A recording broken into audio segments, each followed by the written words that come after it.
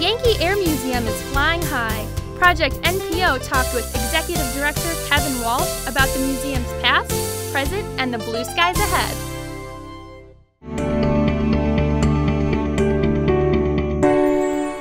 We are an institution that really excites, energizes, and aspires the youth of America to get involved with STEM careers and be active in the fields of aerospace and technology. The Yankee Air Museum was established in 1981 by a group of aviation enthusiasts. They rented a hangar here at Willow Run. They didn't even have airplanes when they first started the museum. All they had was an empty hangar. They grew that museum through leaps and bounds throughout the years. They acquired their first airplane shortly after opening the museum, or the hangar, I should say. And there was quite an influx of growth up until 2004. Unfortunately, in 2004, an indeterminate fire destroyed the entire museum. The aircraft that were inside, almost 8 aircraft and 35,000 artifacts, were completely destroyed. Most of our tools, office equipment, etc. was all destroyed.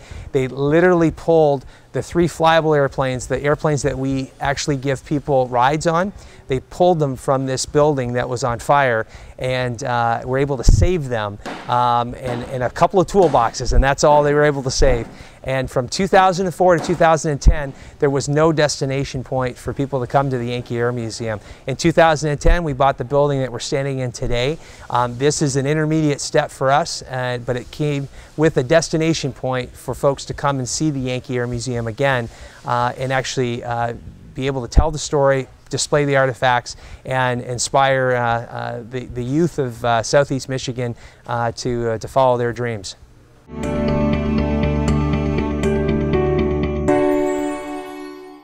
Well, we are a state-founded organization, and we consider ourselves as kind of a state treasure, as an aviation museum here.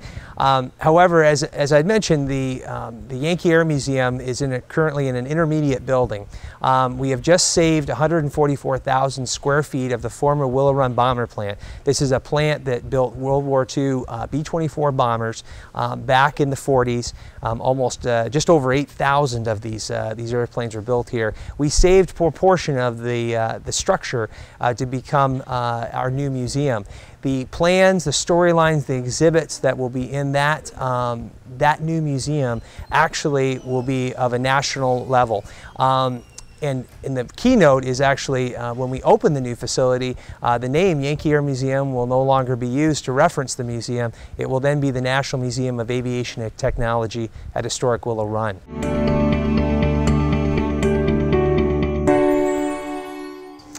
Actually, we don't have a targeted population that we serve. We actually appeal to kids as young as 2 years old, to veterans that are from World War II that are in their 90s. There's a story here, there's an inspiration here, there is something here for everyone. And it's something that we don't have a laser focus on that says, okay, we need this demographic and these folks to come in our museum. We honestly are educating folks of all ages, from the very young up to our elder veterans and folks that have served our country throughout all those age ranges.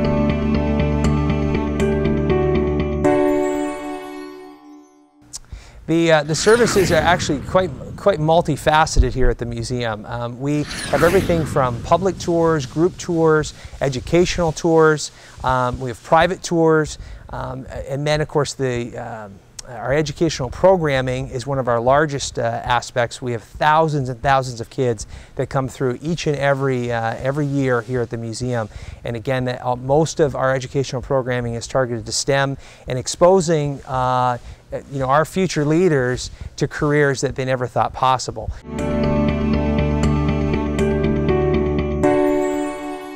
There are actually only 8 employees here at the Yankee Air Museum, while there's over 250 active members and volunteers. So the majority of everything that occurs here at the Yankee Air Museum is driven by volunteers.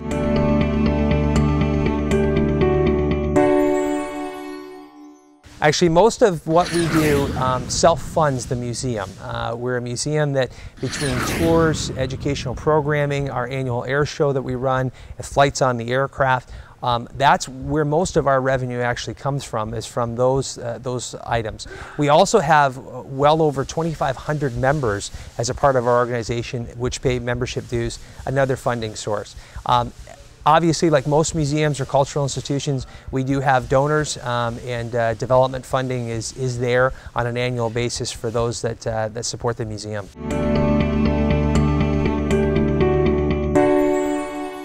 Well, obviously, just talking about funding, that's one of the major kind of benchmarks in which what we can do and how we can do and how much we can do. It's really based off of that. You know, from the standpoint of supporting us, we have numerous events, we have numerous fundraisers, we have numerous opportunities to fund aspects of the museum and the future museum. So there's basically a large number of opportunities there for people to come forward and help us fund those programs. Well, if you're looking to volunteer, if you're looking to donate, if you're looking to be involved in some of our events, if you're looking to become a member, if you're looking to take a flight, if you're looking to buy an airshow ticket, YankeeAirMuseum.org. That is the easiest way. It's a comprehensive website that we have. If you want to talk to somebody in person, 734-483-4030 is our telephone number, and that phone is answered Tuesdays through Saturdays, 10 a.m. to 4 p.m.